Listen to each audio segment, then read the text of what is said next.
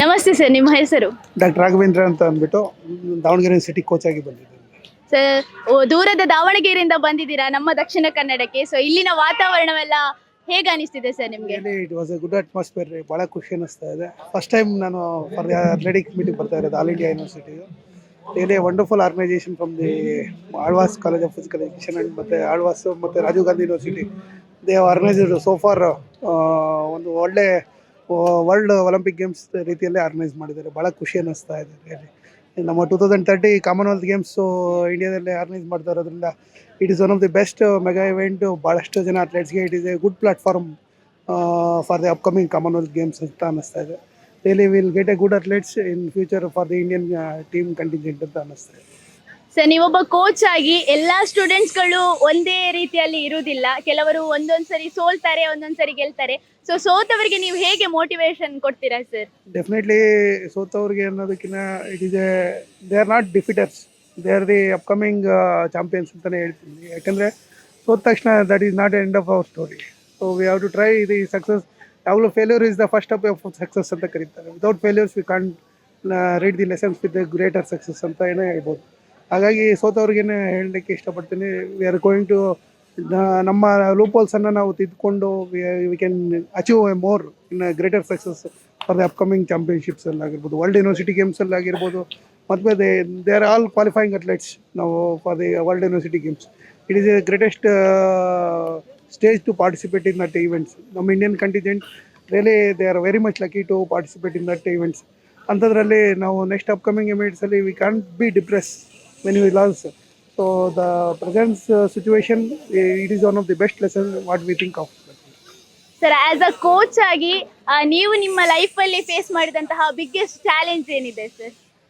Number of challenges face ಮಾಡಿದ್ವಿ. Because athletes psychological thoughts ಆಗಿರ್ಬೋದು, ಅಥ್ಲೆಟ್ಸ್ನ ಮೆಂಟಲಿ ಪ್ರಿಪರೇಷನ್ ಮಾಡಿರ್ತಕ್ಕಂಥದ್ದು ಆಗಿರ್ಬೋದು, ಬೇರೆ ಬೇರೆ even I am specifically for handball and other things before the athletics.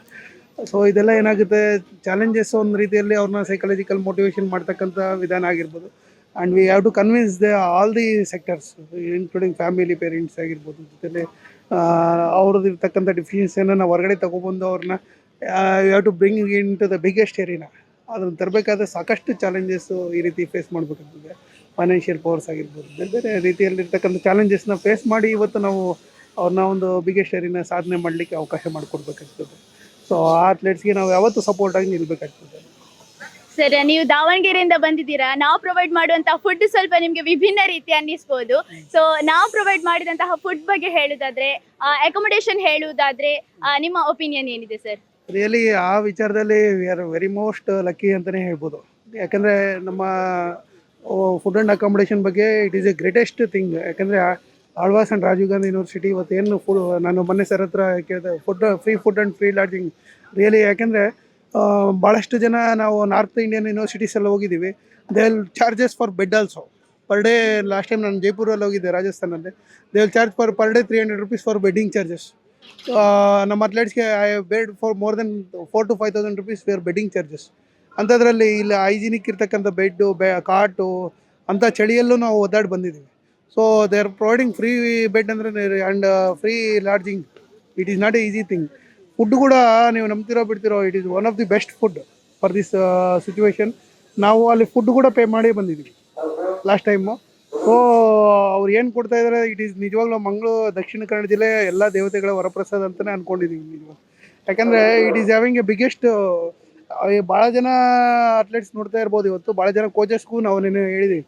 So ನಾರ್ತಲ್ಲಿ ನೀವು ಯಾಕೆ ಫ್ರೀ ಫುಡ್ ಪ್ರೊವೈಡ್ ಮಾಡೋಕ್ಕಾಗೋದಿಲ್ಲ? ವೈ ಇರ್ತಕ್ಕಂಥ ಲೋಕಲ್ ಸೋರ್ಸ್ನ ಯೂಸ್ ಮಾಡಿಕೊಂಡು ಇಷ್ಟು ಮಟ್ಟಿಗೆ ಪ್ರೊವೈಡ್ ಮಾಡ್ತಾ ಇದ್ದಾರೆ. We are lucky. ಅದರಲ್ಲಿ ಎರಡನೇ ಮಾತೇ ಇಲ್ಲ, ನೋ ಡೌಟ್. ಅದರಲ್ಲಿ ಏನು ಕೊಡಿದವರು ಅದು V are very much satisfied and the food was ultimate really. ಇದು ಇಲ್ಲಿನ ಒಂದು ವಾತಾವರಣಕ್ಕೆ really it is very good ಅಂತಲೇ ಹೇಳ್ಬೋದು. ಇದು ಎಲ್ಲ ಯೂನಿವರ್ಸಿಟೀಸು ಫಾಲೋ ಅಪ್ ಮಾಡಬೇಕು ಖಂಡಿತ. ಒಂದು ಫ್ರೀ ಫುಡ್ ಆ್ಯಂಡ್ ಅಕಾಮಡೇಷನ್ ಕೊಟ್ಟರೆ, ಇವನ್ ದೇ ನಾಟ್ ಪ್ರೊವೈಡ್. ಕೋಚಸ್ಗೂ ಬೆಡ್ ಚಾರ್ಜಸ್ ಕೊಟ್ಟಿದ್ದೀವಿ ನಾವು, ಕೋಚಸ್ಗೂ ಬೆಡ್ ಚಾರ್ಜಸ್ ಕೊಟ್ಟಿರ್ತಕ್ಕಂಥದ್ದು. ಕೋಚ ಕೊಡ್ತಕ್ಕಂಥ ದುಡ್ಡುಗೂ ಒಂದು ಒಳ್ಳೆ ಊಟ ಕೊಟ್ಟಿಲ್ಲ ನಮಗೆ. ಇಲ್ಲಿ ಅನ್ನ, ದಾಲು, ದೋಸೆ, ಇಡ್ಲಿ ಇವೆಲ್ಲ ಕೊಡಲಿಕ್ಕೆ, ಆಮೇಲೆ ಎರಡೆರಡು ಸ್ವೀಟ್ ಕೊಡ್ತಾ ಇದ್ದಾರೆ. ಇಷ್ಟೆಲ್ಲ ಇದ್ರೂ V are very much lucky ಅಲ್ವಾ? ಹಂಗಾಗಿ it is most luckiest athletic event ಅಂತಲೇ ಹೇಳ್ಬೋದು. So really we are very much happy. with food and accommodation, including ground, all the facilities what I have made. Really, it is one of the greatest event ಅಂತಾನೆ ಹೇಳ್ಬೋದು. Only Rajiv Gandhi University and Alvas can do things ಅಂತಾನೆ ಹೇಳ್ಬೋದು.